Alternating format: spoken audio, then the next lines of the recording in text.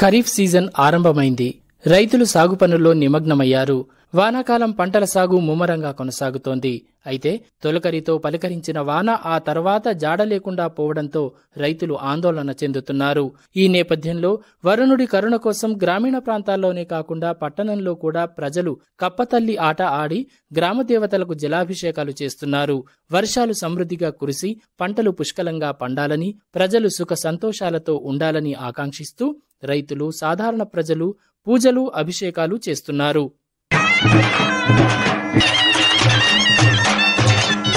అయితే వేసవికాలం ముగిసినా ఇంకా ఉష్ణతాపం మాత్రం చల్లబడలేదు. కొన్ని చోట్ల అడపాదడపా తేలికపాటి జల్లులు కురిసినా పెద్దగా వాన మాత్రం పడలేదు.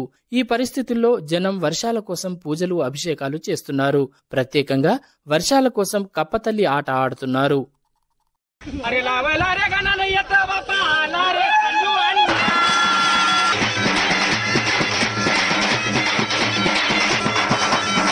జిల్లాలోని పల్లెల్లోనే కాకుండా పట్టణాల్లో కూడా ఈ కప్పతల్లి ఆట ఆడి పూజలు చేస్తున్నారు. గ్రామదేవతలైన పోచమ్మ, ఎల్లమ్మ, మైసమ్మ ఆలయాల్లో అమ్మవార్లకు జలాభిషేకాలు చేసి మొక్కులు తీర్చుకుంటున్నారు.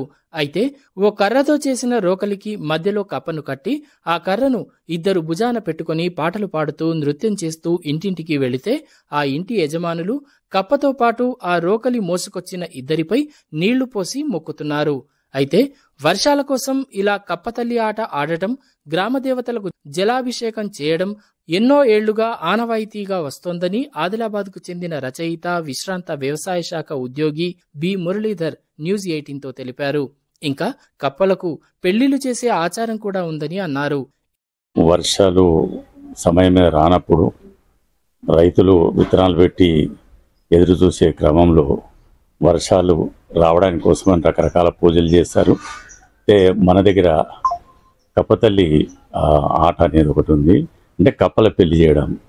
ఒక రోకలికి ఇరువైపులా 2 కప్పలను కట్టి ఒక బట్టతో కప్పలను అలా కట్టేసి ఇంటింటికి పోయి కప్పతల్లి ఆట ఆడతారు. కాళ్ళకు గజలు కట్టుకొని మంచి లయబద్ధంగా ఎగురుతూ కప్పల పెళ్లి చేస్తారు. అయితే ప్రతి ఇంటి ముందు నిలబడినప్పుడు ఆ ఇంటోళ్ళు ఆ రోకలికి పసుపు రాసి, కప్పలకు పసుపు రాసి వీళ్ళ మీద బిందెల కమన నీళ్ళు గుమ్మరిస్తారు. అంటే ఇట్లా చేయడం వలన, కప్పల పెళ్లి చేయడం వలన వర్షాలు తొందరగా వచ్చి పంటలు బాగా పండుతాయని నమ్మకం. అదే కాకుండా ఊళ్ళలో గ్రామ దేవతలకి జలాభిషేకం చేసే పద్ధతి కూడా ఒకటి ఉన్నది. మరోవైపు ఆదిలాబాద్ జిల్లాలోని ఆదివాసీ గిరిజన గూడాల్లో ఇదే కప్పతల్లి ఆటను బుడ్భావే పేరుతో వైభవంగా జరుపుకున్నారు. ప్రతి సంవత్సరం వేసవికాలం ముగిసి వానాకాలం మొదలవుతుందనగా ఈ పండుగను జరుపుకుంటారు.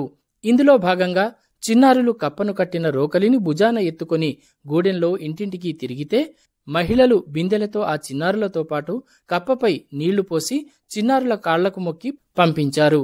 ఇలా ఇంటింటికి తిరిగి కప్పను ఆడించిన తర్వాత గ్రామంలో ఓ చోటకు వెళ్లి ఆ కప్పను వదిలిపెడితే అది ఎటువైపు వెళుతుందో అటువైపు నుండి వర్షం వస్తుందని ఇక్కడి ప్రజల నమ్మకం.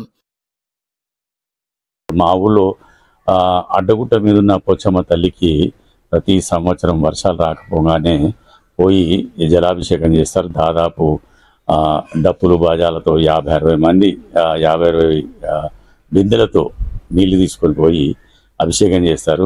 నిజంగానే వాళ్ళ నమ్మకానికి తగ్గట్టు కప్పతల్లి ఆడిన తర్వాత కానీ, లేకుంటే ఈ జలాభిషేకం గ్రామదేవతలకు జలాభిషేకం చేసిన తర్వాత కానీ 2-3 రోజులలో వర్షాలు వస్తాయి. దాంతో ఈ నమ్మకాలు బలపడ్డాయి. ఎవరి నమ్మకాలు వారివి, ఎవరి విశ్వాసాలు వారివి. ఏది ఏమైతేనేం ఏళ్లుగా తాము నమ్ముతున్న విధంగా నడుచుకుంటున్న ప్రజల ఆకాంక్ష మేరకు వర్షాలు సమృద్ధిగా కురిసి పంటలకు జీవం పోయాలని, వ్యవసాయాన్నే నమ్ముకున్న రైతులకు మేలు జరగాలని కోరుకుందాం.